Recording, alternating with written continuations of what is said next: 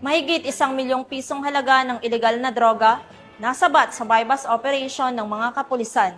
3 high-value individual arestado sa Talisay Island, Loon, Bohol. Patrolwoman Flora May Azares, ibalita mo.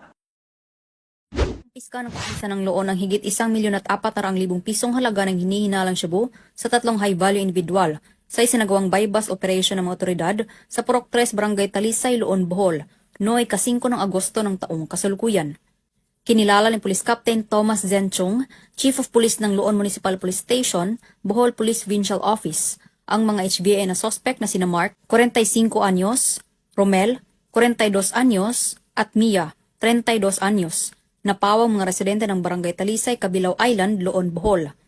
Bandang alas 2:46 ng madaling araw, nang ikinasa ng mga operatiba ang naturang bypass operation na nagresulta sa pagkaaresto ng mga sospek at pagkasabat ng 6 na pakete ng hinihinalang shabu na may timbang na 210 gramo at may standard drug price na 1,428,000 pesos, bypass money, cellphone at sling bag. Kasalukuyang nasa kustodiya ng Loon Municipal Police Station ang mga sospek at mahaharap sa kasong paglabag sa RA 9165 o Comprehensive Dangerous Drugs Act of 2002.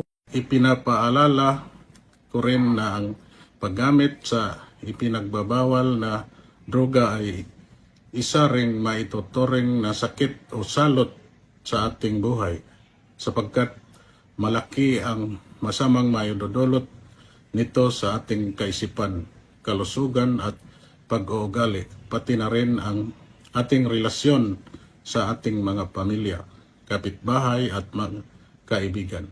Mas madali nating makukuha ang tunay na kapayapaan at katiwasayan sa mahal nating Loon Madanihon.